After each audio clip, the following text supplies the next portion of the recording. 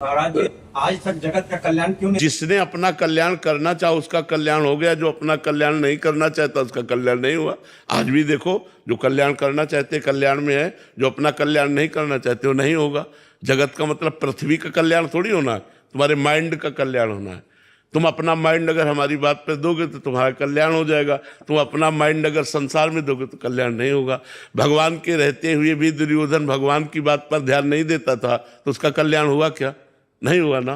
तो अपने माइंड को हमें संतों की बातों में लगाना, तभी कल्याण होगा। जो चीज़ हमने 10 वर्ष में अनुभव की वो हम 1 सेकंड में आपको बता रहे हैं। आप आदर से तो उसको स्वीकार करें और चल दें तो आपका कल्याण हो जाएगा, और आप ना स्वीकार करें तो नहीं कल्याण होगा। समझ रहे ना हमारी बात? पारसमणि रखी हुई है और लोहा ना छुए तो सोना नहीं बनेगा, अगर छू जाए तो सोना बन जाएगा।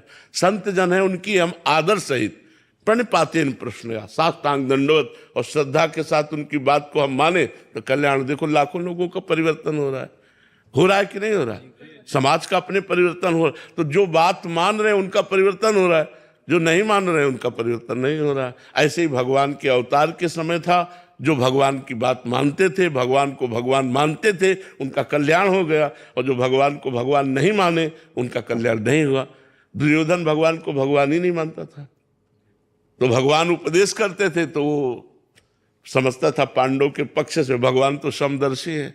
संधि कराने भी गए, दुर्योधन ने बंदी बनाने की कोशिश की भगवान को, तो भगवान ने विराट रूप दिखाया कि तू क्या बंदी बना सकता है मेरे को।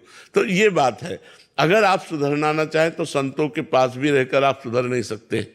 आप सुधरना चाहें तो लाखों कोस दूर से संत की बात सुनकर आप अपना कल्याण कर सकते हैं। तो बात हमारी सुधरने की है, हम पर भगवत कृपा है, हम पर संत कृपा है, लेकिन हम पर हमारी कृपा नहीं है। हम अपने को गलत मार्ग में लगा रहे हैं, तो फिर कैसे कल्याण होगा बच्चा? समझ आए आपकी बात? हमारी इच्छा बीच में आ रही है। हाँ, इसी इच्छा का त्याग करके हमें संत की आज्ञा पर चलना होगा। बिना बिना अपने को ऐसे ऐसे थोड़ी हो जाता कल्याण। संत गुरुदेव की शरण में जाकर उनकी आज्ञा के अनुसार साधना करनी होती है।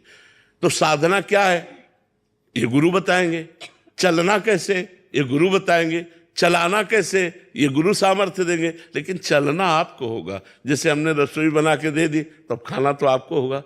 अगर आप ना खाएं तो रसोई बाहर रखी रहेगी, आपका पेट भूखा रहेगा।